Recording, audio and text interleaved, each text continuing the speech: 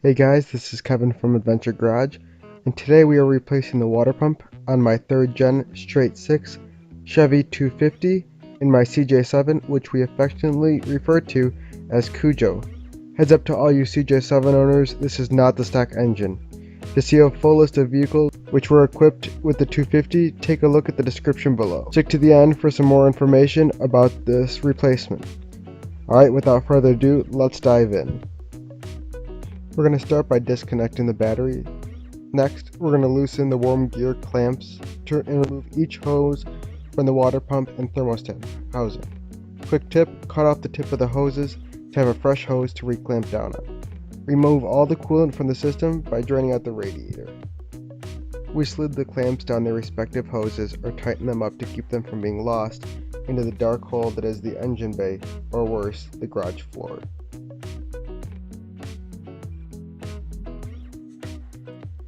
Time for the first component to come off the engine. You can see here the thermostat housing being removed. Removing the thermostat housing is straightforward. Just try to remove it by pulling straight back so as not to bind the bolts, since the housing is made out of soft metal and is relatively easy to damage. This is a great time to do a basic check of fluids, brakes, and lights, especially if you have a buddy working with you.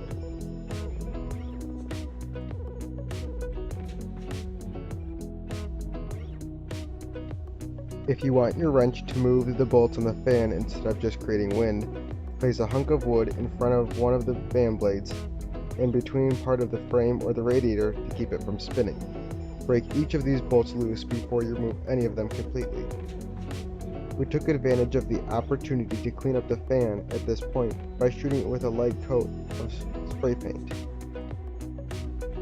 Now we're trying to put some slack in the accessory belt. Start by slightly loosening the bolt, which will allow the driven components to rotate. Now that the fan and belt are off, you'll be able to easily remove the crank pulley. We're finally ready to pull the water pump, so begin by removing 4 bolts holding the water pump in place.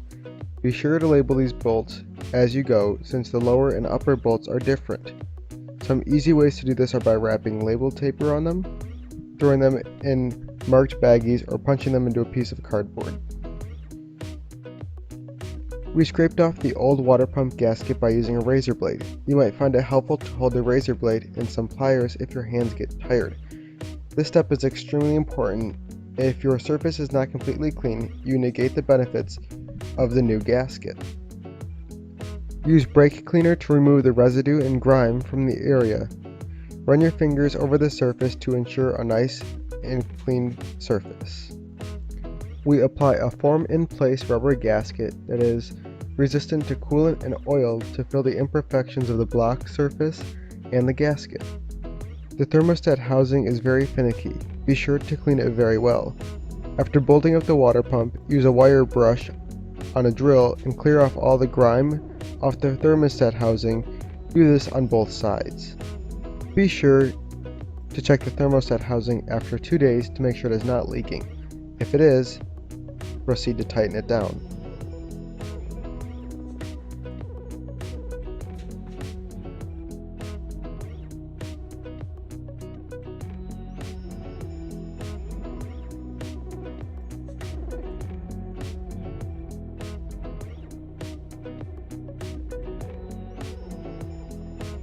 This is a convenient time to throw on new belts, but cleaning the belts while they are off, if you are not planning on replacing them, is a good idea.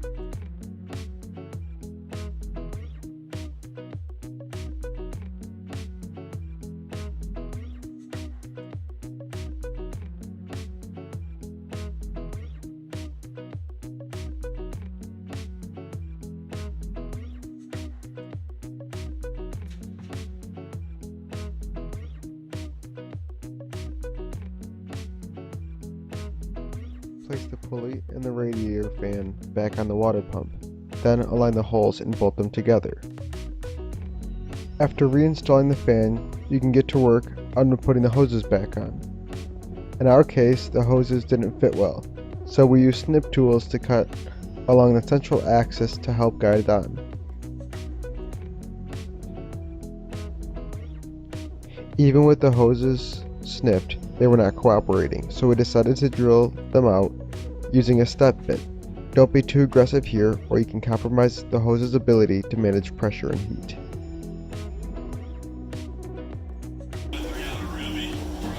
Lick your lips.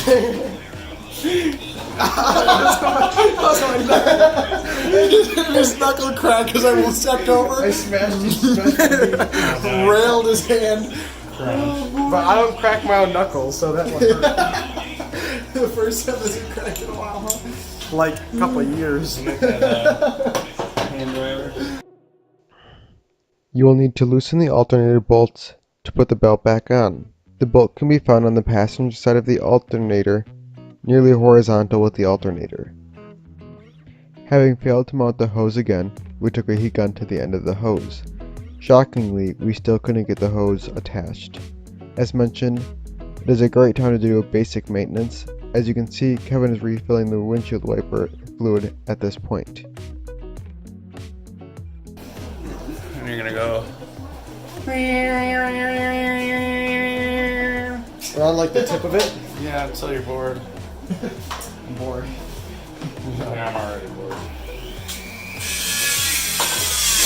We finally decided to compare the diameter of the old water pump's hose fitting to the new one and discovered that it was much smaller.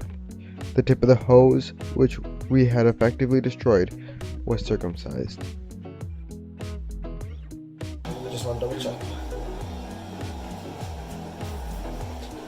Getting it?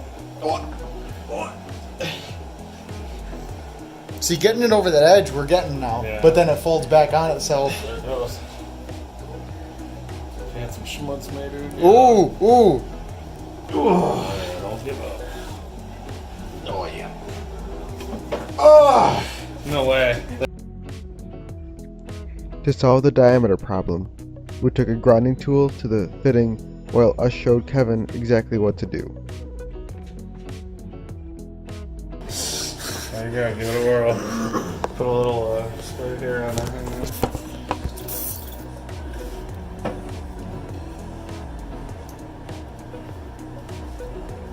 Come on, buddy. Gary needs a new pair of shoes. So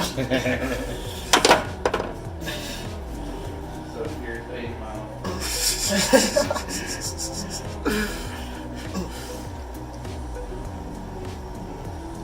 Oh, dude, it's not even.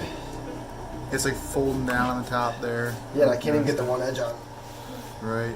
How are you getting on less far than we were? Because you had a little cut before. Yeah, no, for sure.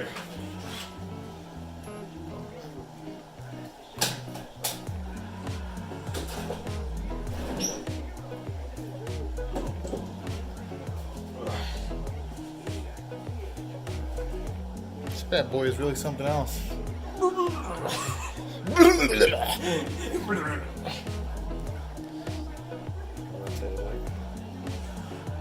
wasn't rotating at all. I'll tell you now.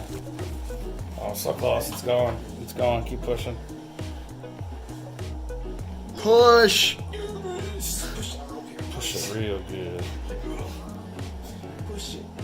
Push it real good. You're almost there enough to Hands clamp okay? it. Okay. I don't even feel this shit anymore. I mean, I've broken every finger twice. Really?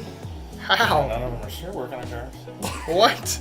Smashing them, stuff falling on them, engines, transmissions, braking. Drop the whole car right in your finger. Oh yeah. Oh, it's just pushy stuff.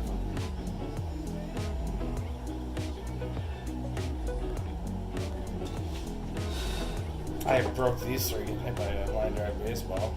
Broke his collarbone getting hit by a baseball. Ooh, just pitching.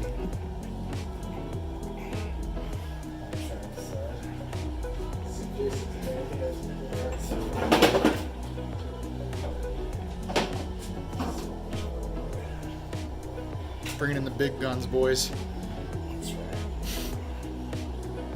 That's what was going on today.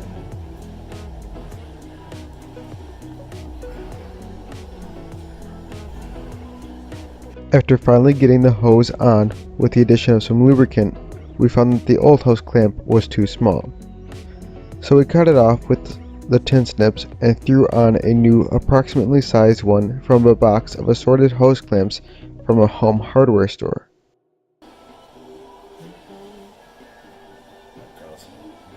Yeah. There, she's on. Yes. Yeah, I got my bear claws in there. No, I don't think there's anywhere for you to go. Oh, good. Call that perfect. Look at how much bigger it is. The old clamp off to loosen it to tighten it. You might have to pull that screw all the way out to reset the nominal diameter there if you like. Namaste. You know, push that out a little bit, you know?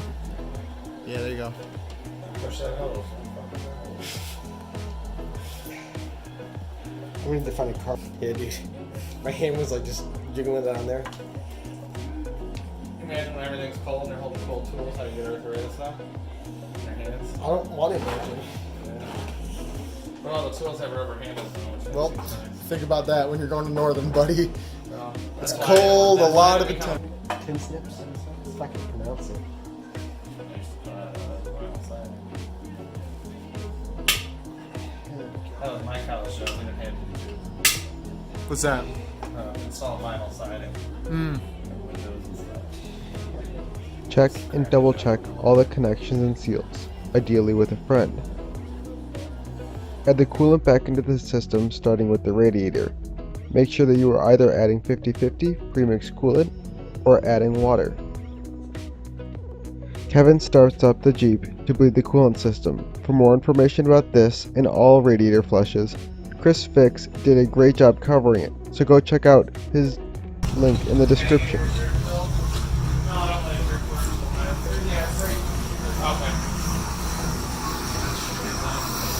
So does the reserve like hold when that one gets empty? Yeah. Does that look where it leaks or what? When it leaks or it gets hot and it needs to flow back that way too, it'll fill that. And then when it cools down, it'll suck it back in. Because the fluid expands when it's hot.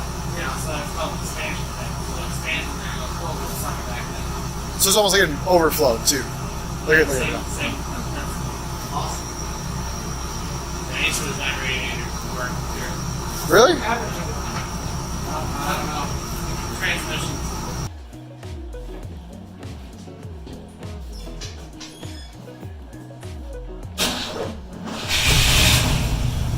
Turn your lights off. There you go. Keep pouring it. Keep pouring it.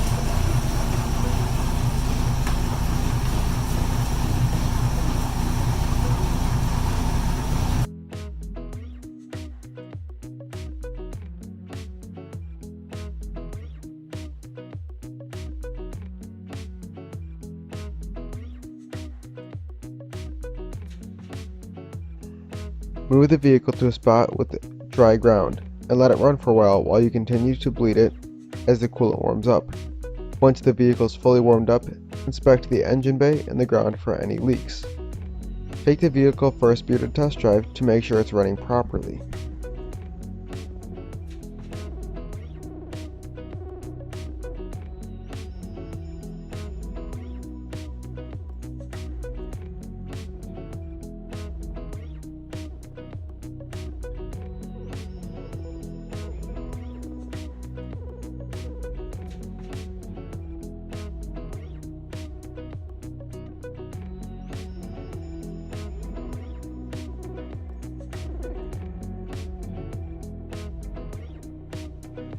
Leave the engine bay running when you get back to look for leaks one more time.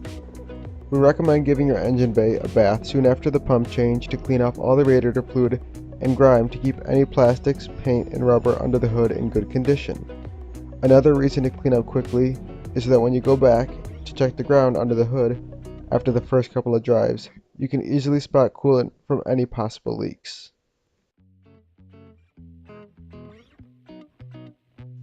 Alright, some quick information about this video.